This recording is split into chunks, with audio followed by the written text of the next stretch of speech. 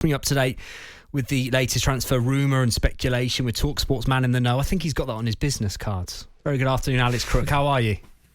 Good afternoon. I'm well. I have to say I was bobbing along here to that Top Loader song. I have poured myself a whiskey. Is that all right? Yeah, no, that's fine. That's all right. Absolutely.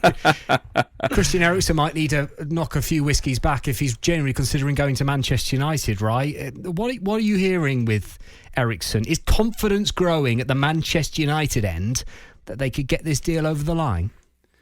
Certainly seems to be. I think there are a few Manchester United fans who've already hit the bottle this summer. They've seen Manchester City sign Erling Haaland, and they're obviously a long way down the road now when it comes to Calvin Phillips as well. Liverpool have done their business early with Darwin Núñez. I heard Darren Ambrose earlier talking about Arsenal, the business they've done, Tottenham as well. Manchester United in danger of being left behind their rivals before a ball has even been kicked. Still no new signings. Erik ten Hag due to take his first training session as early as next week. Reports that Cristiano Ronaldo is frustrated by lack of transfer activity. So not a happy place at the moment, the Manchester United fan base. But I was told yesterday that confidence, as you say, Dan, is growing. That Christian Eriksen will choose Manchester United. But I think that in itself is quite a damning statement because Tottenham have pulled back from their early interest. There was talk of Newcastle middle of last week. That doesn't seem to have kicked on. So effectively, it looks like a straight shootout between Manchester United and Brentford, who of course gave Christian Eriksen the chance to revive his career after that horrible incident in the European Championships a year ago. But if it really comes down to a choice between Manchester United and Brentford, what does it say about Manchester United and how far they've fallen that there's even a decision to be made on the part of Christian Eriksen? Crookie, what about Gabriel Jesus from Man City to Arsenal? How close is that to being completed? And do you think that's a good signing for Arsenal?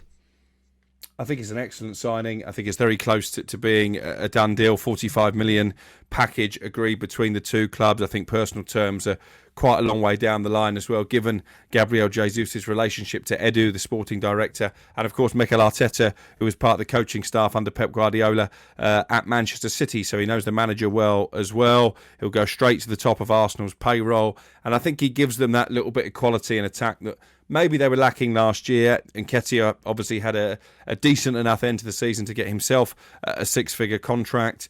Lacazette did a good role in terms of bringing the midfielders into play, but they did lack that out-and-out goal scorer. It will be interesting to see how he's utilised, Gabriel Jesus, because I was listening to Tim Vickery on talkSPORT earlier this week, the doyen of South American football, and he was saying that Jesus doesn't really see himself as a number 9. He sees himself as somebody who wants to play in from the left. Well, Arsenal have got plenty of those already. I think he will be used as a number 9. I think he'll get goals. If you look at his record at Manchester City, for someone who hasn't played regularly as the first-choice striker, it's pretty impressive. Is that your phone going off to tell? Jesus stops. Isn't done yet. Never stops. It's Darren Bent, actually. Is it? He's a pest. He won't be giving you any useful information, will he? No, you're right there. Manchester City, we know, have agreed a deal with Leeds for the England midfielder Calvin Phillips. Phillips, their number one summer transfer target, Alex, and it's a done deal, isn't it? We're almost done.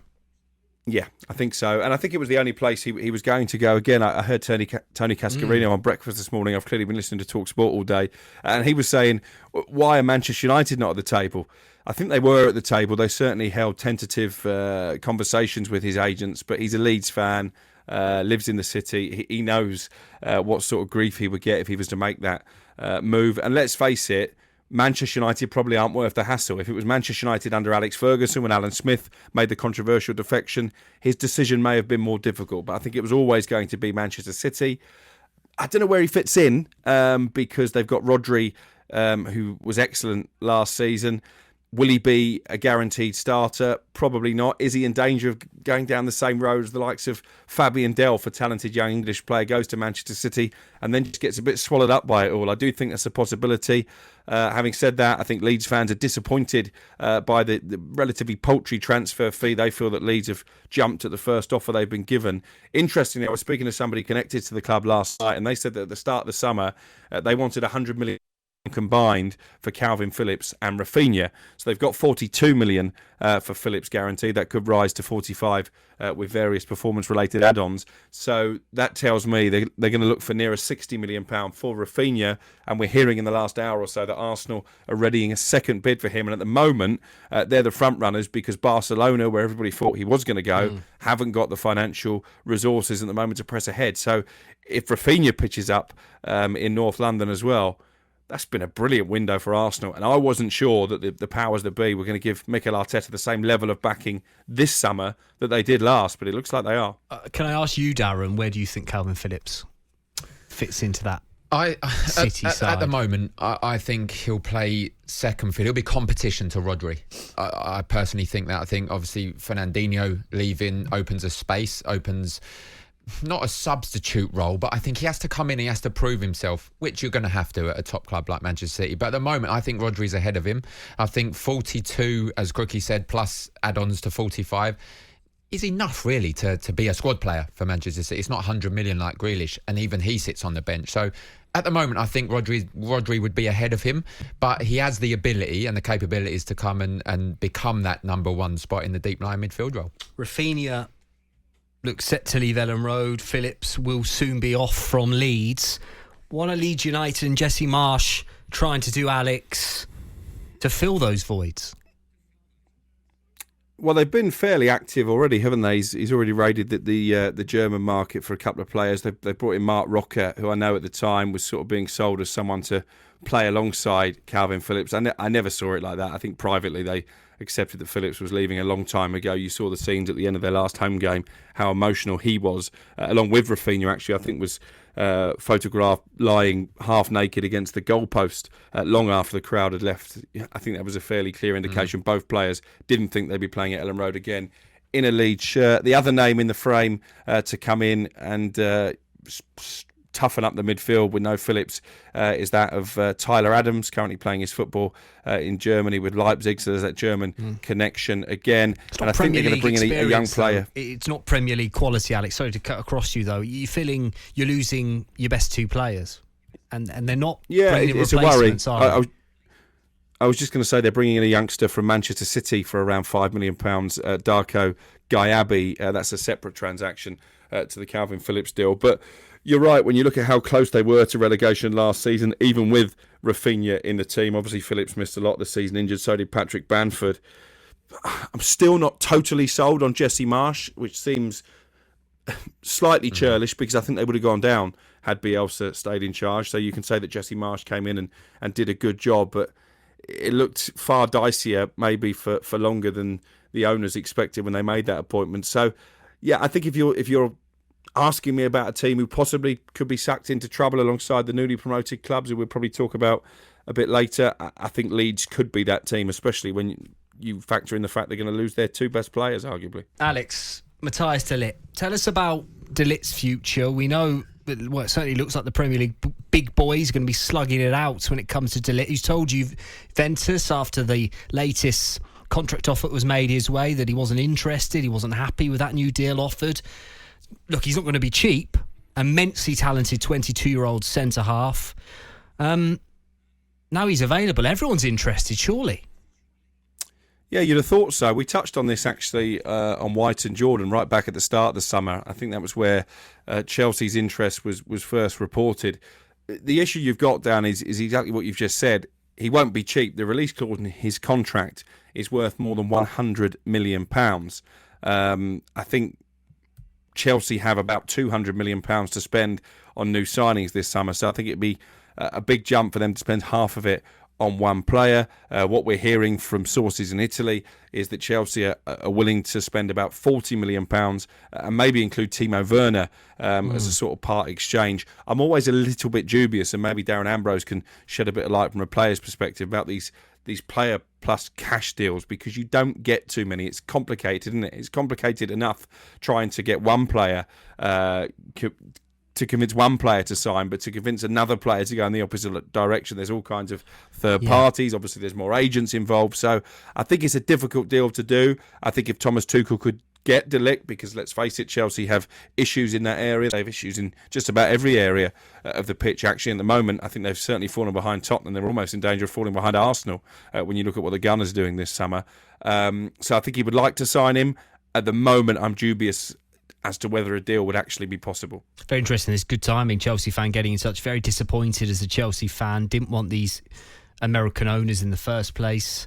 Now we're seeing what they're really like. Whilst everybody else gets on with their business, we stand idly by. We'll be looking to finish in the Conference League positions at this rate. Alex, what would you react to that? Could you, what you're hearing, anything to make that Chelsea fan feel a little bit better?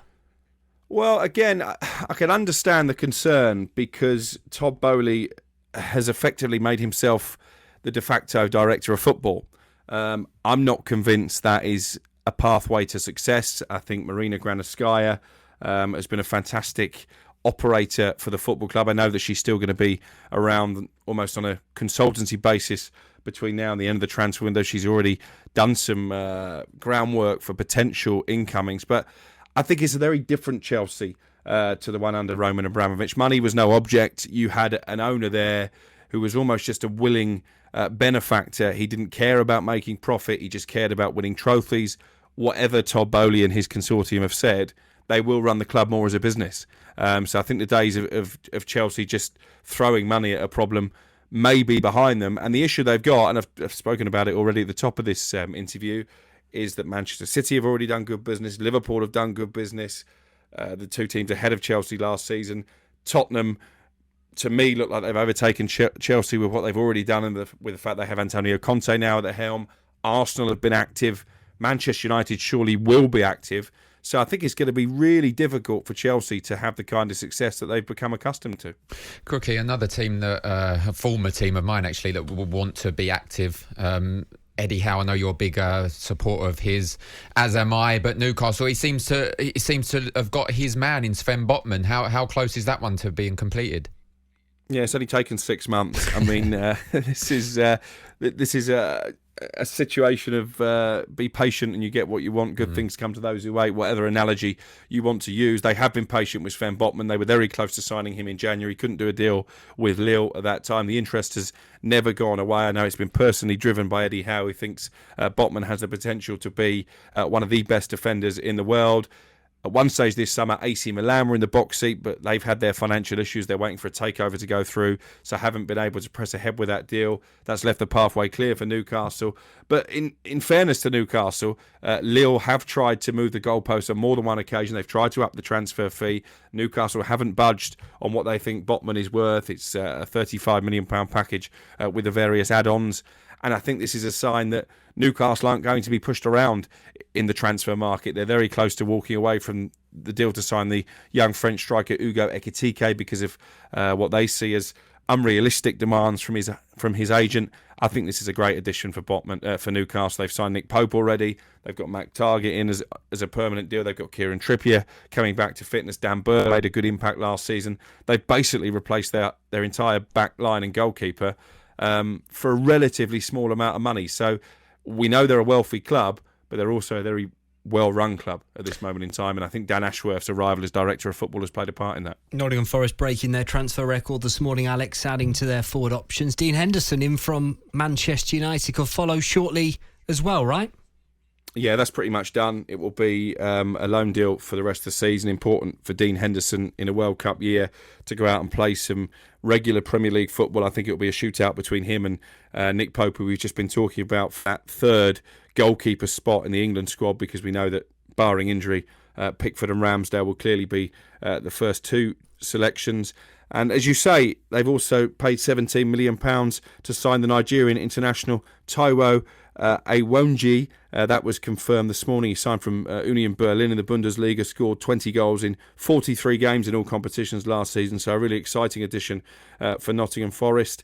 Their owner told Jim White after the playoff final that he would invest this summer, and I think he's been true to his word. I'm hearing whispers that John Ruddy could also be coming in as another option in the goalkeeping department, and that would be a good addition to the dressing room. Obviously, Georgie Wijnaldum is looking to leave Paris Saint-Germain, or they've told he can leave. Are there any takers, do you think, in the Premier League, or will he have to go to maybe a USA or somewhere like that? It's an interesting one because I think a year ago there would have been takers in the Premier League. I'd be thinking about the likes of Newcastle, but I have to say I haven't heard too many whispers to that effect this time around. He's obviously on decent money, which could be a problem because is he going to start regularly in the Premier League? I think maybe, as you say, a move to America or one of the more lucrative foreign leagues could be more likely. Alex, always a pleasure, sir. You guys back together tomorrow evening? Do you want to plug it? Certainly are. Go for it, Crookie. We got Sol Bamba coming on the show to talk a bit about Gareth Bale, where he might end up, and obviously as a former Cardiff player, Bamba, and he might just give us a clue as to his future as well, because I have been told from a very reliable source he's in talks with a League Two club, so we might get a bit of information from him on that.